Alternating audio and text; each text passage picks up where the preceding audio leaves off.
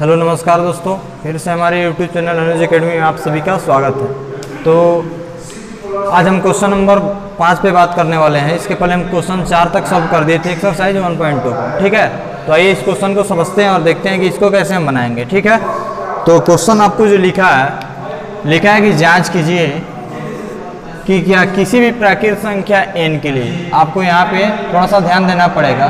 क्या लिखा है क्वेश्चन में? लिखा है कि किसी भी प्राकृत संख्या n के लिए, जैसा कि आप जानते हैं कि प्राकृत संख्या किसे कहते हैं। तो कोई भी अगर प्राकृत संख्या ले रहे हैं तो जो संख्या हमारी होगी 6 का पावर n, तो कह रहा है कि संख्या 6 का पावर n जो है अंक शून्य पे समाप्त होगी या नहीं होगी, इसको हमको बताना है। क्या जो संख्या बनेगी 6 का पावर n वो अंक शून्य पर समाप्त हो सकती है, इसको बताना है आपको। संख्या क्या होने वाला है आपका? ये वाला 6 के पावर n, और n की जगह पे आप क्या लेंगे? किसी भी प्राकृत संख्या को। ठीक है, तो आइए क्वेश्चन क्या कर रहा है उसको समझें हम थोड़ा सा और देखें कि इसको हम लोग कैसे सॉल्व करते हैं। ठीक है, तो बनाने के 1-2 तरीके मैं आपके साथ शेयर करूंगा, तो देखिएगा कैसे कैसे हम इसको बना सकते हैं। ठीक है, तो अगर हम इस बात पे ध्यान दें, हमारी जो संख्याएं दी गई हैं कितनी के दी गई हैं? 6 का पावर n, और यहाँ पे कहा जा रहा है कि जो n है वो क्या है? एक प्राकृत संख्या है। आपके क्वेश्चन में लिखा गया है कि किसी भी प्राकृत संख्या n के लिए 6 का पावर n जो संख्या बनेगी क्या वो शून्य पे समाप्त हो सकती है या नहीं, इसको बताना है आपको। तो आइए बारी बारी से हम n की जगह पे सभी प्राकृत संख्या को रखकर देखते हैं कि हमारा मान शून्य पे समाप्त हो रहा है या नहीं हो रहा है। ठीक है, तो इसको ऐसे भी लिख सकते हैं हम, 6 का पावर n का जगह पे अब की बार क्या लेंगे? 1। ठीक है, यहाँ पे अगर लिखना चाहें तो आप लिख सकते हैं जब n बराबर 1, जब n बराबर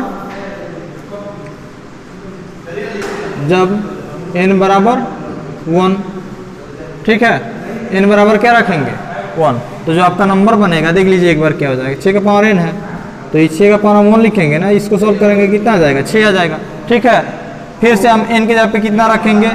2, तो यहाँ पे लिख देंगे n बराबर 2, तो क्या हो जाएगा हमारा नंबर? 6 का पावर 2 हो जाएगा। और इसको जैसे ही सॉल्व करेंगे तो 6 गुना 6 और इसका आंसर जो जाएगा आपका कितना हो जाएगा? 36। फिर जैसे ही हम n बराबर कितना रखेंगे? 3, तो नंबर बनेगा 6 का पावर 3, 6 का पावर 3 बनेगा। और 6 का पावर 3 का मतलब है 6 गुना 6 गुना 6, और जैसे ही इसको गुना करेंगे तो 6 1 36 और 36 से 216 आ जाएगा। ठीक है, 18 3 21। ठीक है, वैसा ही 6 का पावर 4। ठीक है, 6 का पावर 4 लेंगे, n के जगह पे 4 यहाँ पे कर लिए, n बराबर 4। ठीक है, तो इसका मतलब है 6 को 4 बार गुना, 6 गुना 6 गुना ऐसे करके 4 बार। ठीक है, तो इसको देखिए एक बार गुना करिएगा तो 36 और इसका 36 और गुना 36 करना पड़ेगा। यहाँ पे करके हम दिखा दे रहे हैं। 36 इंटू 36, 6 1 36 3, 6 3 18 3 21, 6 3 18 1, 3 3 का 9 1 10 हो जाएगा। 6 का 6 9 2 1 1296। इसका जो आंसर आ गया कितना आ गया? 1296। जैसे जैसे आगे बढ़ते जाएंगे वैसा ही इसका मान भी बढ़ेगा। देख रहे हैं, जैसे जैसे हम n का मान बढ़ा रहे हैं वैसे वैसे यहाँ पे मान बढ़ते हुए मिल रहा है। और प्रत्येक केस में देख रहे हैं कि यूनिट प्लेस पे कितना मिल रहा है? 6 मिल रहा है। यानी आने वाले नंबर भी रखेंगे तो उसमें भी जो यूनिट प्लेस पे मिलेगा आपको 6 मिलेगा। तो हम देख रहे हैं कि कितना हो बड़ा हम प्राकृत संख्या रखें, प्रत्येक केस में यूनिट प्लेस पे 6 मिल रहा है। ठीक है, एक पैटर्न हमको मिल रहा है। क्या मिल रहा है? पैटर्न। यहाँ पे देख रहे हैं कि एक पैटर्न आपको दिख रहा होगा कि प्रत्येक बार क्या आ रहा है? यूनिट प्लेस पे 6। तो इसका मतलब है कि कितना हम प्राकृत संख्या रख लें यूनिट प्लेस पे 0 नहीं आ सकता है। तो आप इसको लिख सकते हैं कि प्राकृत संख्या का किसी भी मान, ठीक, किसी भी मान को रखने पे हमें 6 का पावर n शून्य पे समाप्त नहीं हो रही है। ठीक है, ऐसे भी लिख सकते हैं। अदरवाइज जो हम लोग अंकगणित के आधारभूत पर में पढ़े हैं उस पर भी इसको कैसे सॉल्व करेंगे, ठीक है, उसको देखते हैं। तो जो क्वेश्चन आपको दिया गया है 6 का पावर n दिया गया है। ठीक है, इसको आप लिखना चाहें तो ऐसे भी लिख सकते हैं, 2 इंटू 3 के पावर n लिख सकते हैं। 6 के बदले हमने 2 गुना 3 लिख दिया, पावर n है तो n, ठीक है। फिर इसको जैसे ही आप तोड़ेंगे तो इसको a इंटू बी का पावर n बनाता है, तो उसको हम लोग ऐसे लिख सकते हैं 2 का पावर n इंटू 5 का पावर n, ठीक है। क्यों लिखे उसको हम लिख देते हैं यहाँ पे, अगर a b लिखा हो, ठीक है, और इसका पावर n हो तो आप लिख सकते हैं का पावर n इंटू बी का पावर n, ठीक है। एक रूल्स है, आपको ध्यान रखना है।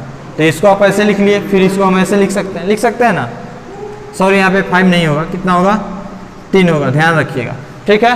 कितना होगा 3 होगा, गलती से 5 लिख दिए थे, ठीक है। तो 6 का पावर जो n होगा उसको हम ऐसे लिख सकते हैं, तो 6 का पावर जो n है उसको हम लिख सकते हैं 2 इंटू 3 के पावर n, फिर इसको लिख सकते हैं 2 का पावर n इंटू 3 का पावर n। तो यहाँ पे देख पा रहे होंगे, इसका मतलब है 2 का पावर n का मतलब क्या है कि 2 का अगर n के जगह पे कोई ना कोई प्राकृत संख्या रख ले, कोई ना कोई प्राकृत संख्या रख रहे हैं तो उसका मतलब है कि 2 को उतना बार गुना, फिर वैसा ही 3 को उतना बार गुना, ठीक है। तो यहाँ इसके अभाज्य गुणनखंड में हमको क्या मिलेगा, 2 ही मिलेगा और ना ही तो 3 मिलेगा।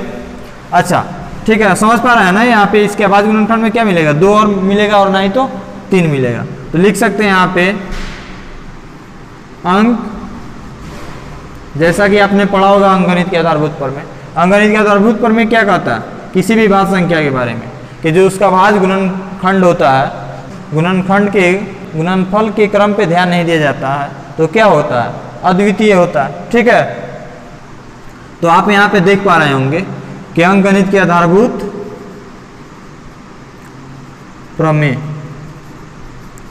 से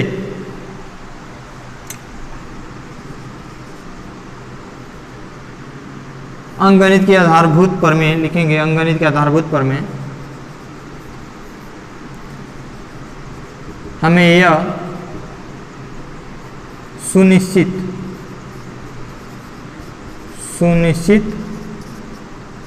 कराता है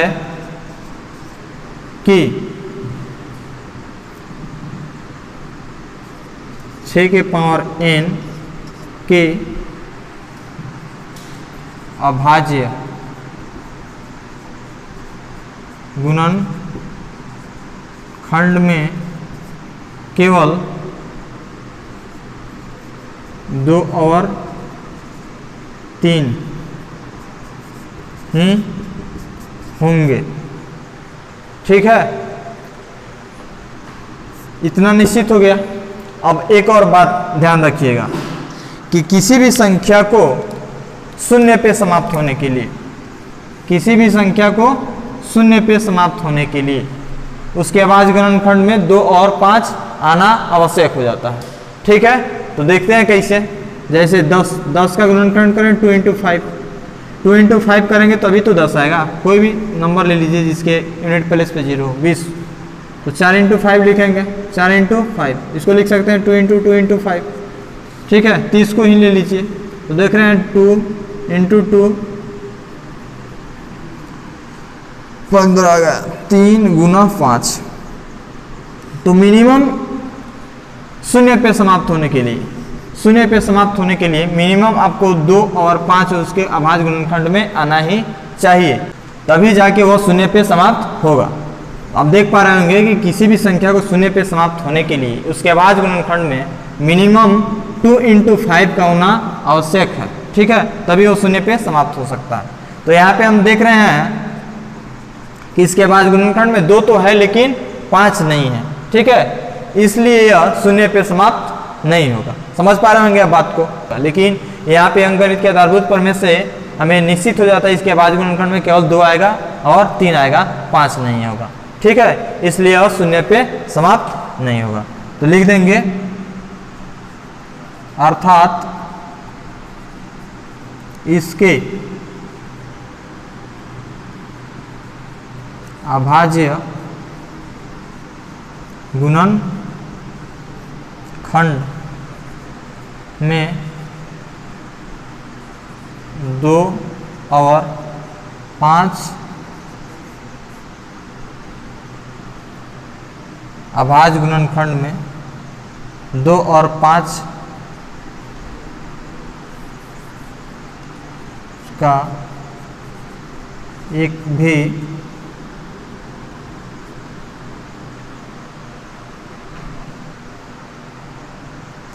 अर्थात इसके अभाज्य गुणनखंड में 2 और 5 के गुणनफल का लिख सकते हैं 5 के गुणनफल का एक भी युग्म नहीं मिल रहा है। अपने लैंग्वेज में इसको आप कैसे भी लिख सकते हैं, ठीक है, उसमें कोई परेशानी नहीं है, बस बात आपको समझ में आना चाहिए, ठीक है। तो अर्थात इसके बाद गुणनखंड में 2 और 5 के गुणनफल का एक भी युग्म नहीं मिल रहा है, जबकि शून्य पे समाप्त होने के लिए शून्य पर समाप्त होने के लिए यह आवश्यक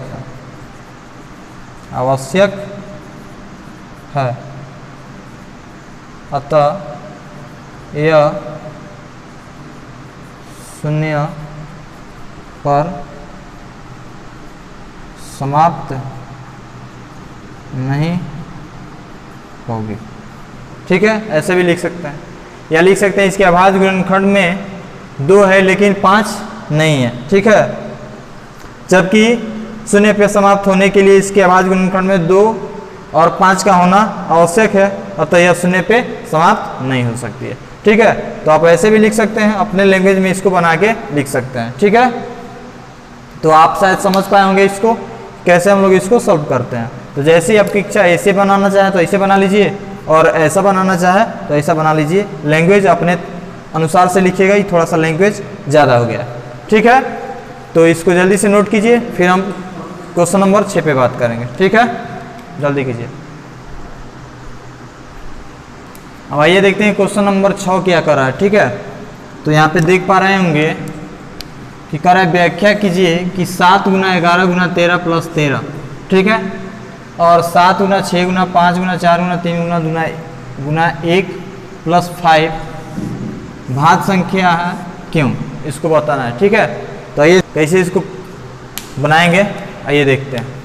क्या करना है आपको, सबसे पहले इसको लिख लेना है। तो 7 गुना 11 गुना 13 प्लस 13 एक नंबर दी गई है, और इसको बताना है क्या, भाज्य।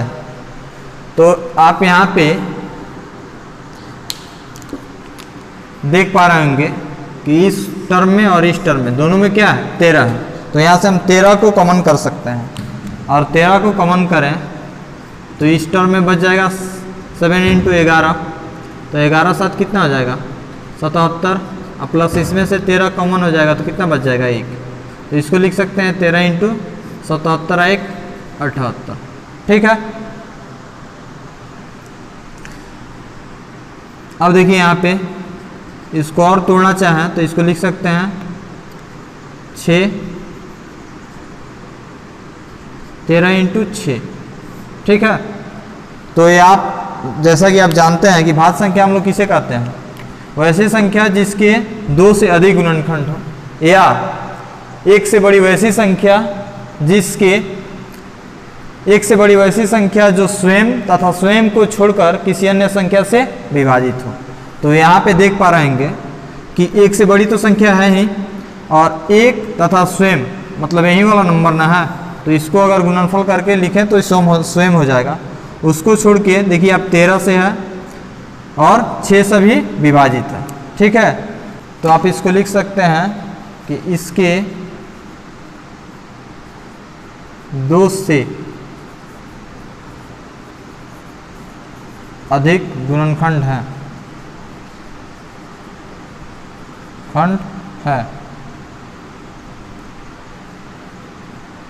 अतः यह भाज्य संख्या है। तो 2 से अधिक इसके गुणनखंड हो गए ना, तो 2 से अधिक गुणनखंड है तो इसको क्या बोलेंगे हम लोग, भाज्य संख्या, ठीक है। अब इसको आइए देखते हैं। 7 गुना 6 गुना 5 गुना 4 गुना 3 गुना 2 गुना 1 प्लस 5।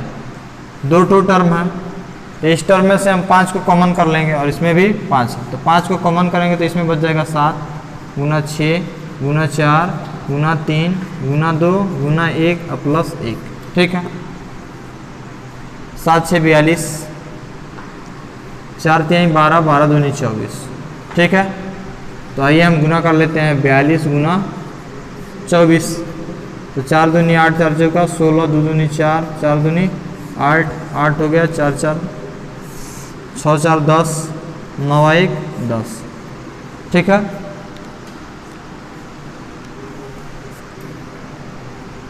अब प्लस 1। ठीक है, इसका हो जाएगा 1109। ठीक है,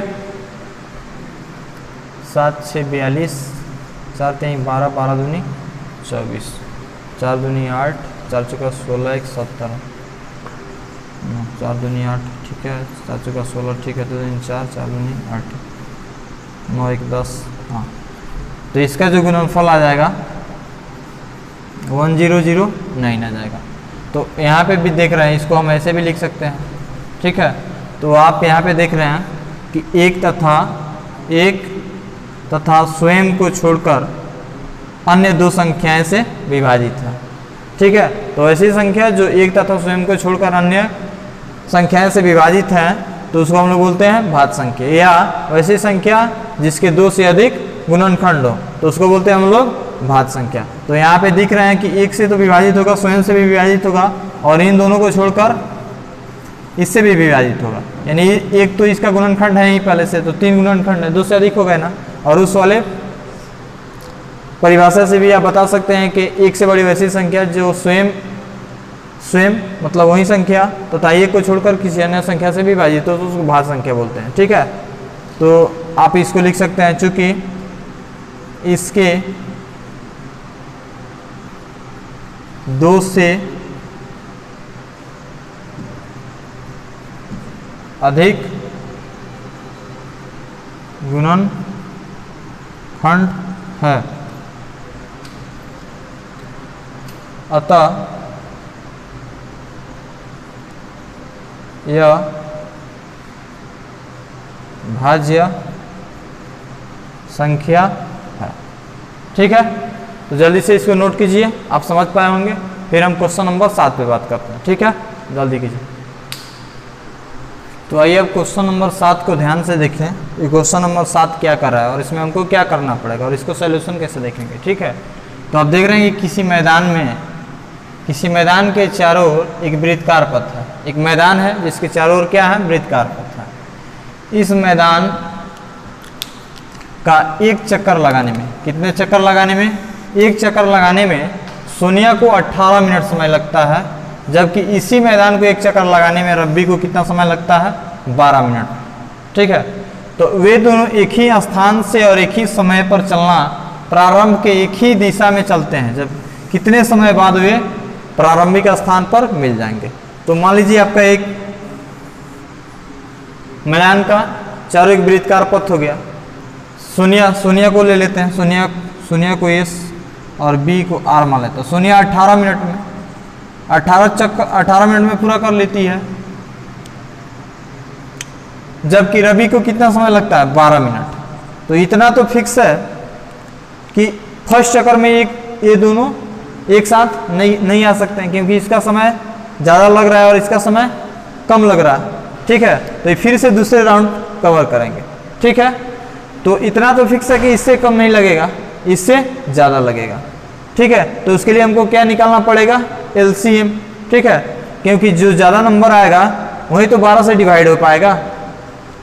ऐसा नंबर हमको चाहिए, ठीक है, कि जो 12 से भी डिवाइड हो पाए, यानी कि वो कितने चक्कर लगाए 12 मिनट के हिसाब से, और 18 से भी डिवाइड हो पाए कि कितने चक्कर लगाए 18 मिनट के हिसाब से। ठीक है, तो उसके लिए हमको क्या निकालना पड़ेगा, दोनों का LCM। तो इसको हम लोग क्या निकालेंगे, LCM। इस क्वेश्चन का जो आंसर बताएगा वो क्या होगा, LCM। तो 18 और 12 का हम LCM निकाल लेंगे।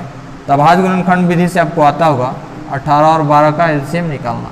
तो 2 गुना 3 गुना 3, इसको लिख सकते हैं, इसको लिख सकते हैं 2 2 गुना 3। एलसीएम के लिए क्या करते हैं, हम इसको पावर के रूप में पहले लिखते हैं, जैसा कि हमने आपको बता दिया है पहले ही। इसका पावर हो जाएगा 2, इसमें 2 का पावर 2 इंटू 3 का पावर 1। तो एलसीएम जो आपका होता है, जितनी टाइप की संख्याएं होती है उसको लिख लेते हैं, तो 2 इंटू 3 है और सबका पावर मैक्सिमम रखते हैं। तो इसका मैक्सिमम पावर 2, इसका मैक्सिमम पावर 2, इसको सब करेंगे 4 और इसको करेंगे 3 3 का 9। ठीक है, 9 चौका कितना आ जाएगा 36। तो आपका जो आंसर हो जाएगा कितना हो जाएगा 36 मिनट। यानी 36 मिनट बाद एक दूसरे के साथ एक ही स्थान पे पुनः मिल जाएंगे। ठीक है, तो आपका आंसर यही हो गया। ठीक है, तो आज के लिए इतना ही रहने देते हैं, फिर हम मिलेंगे नेक्स्ट वीडियोज में। एक्सरसाइज 1.3 के कंसेप्ट और एक्सरसाइज 1.3 को हम नेक्स्ट वीडियोज में देखेंगे। ठीक है, तो आज के लिए इतना ही, धन्यवाद। अगर वीडियो अच्छा लग रहा है तो लाइक कीजिए, कमेंट कीजिए और इसको अधिक से अधिक शेयर कीजिए। ठीक।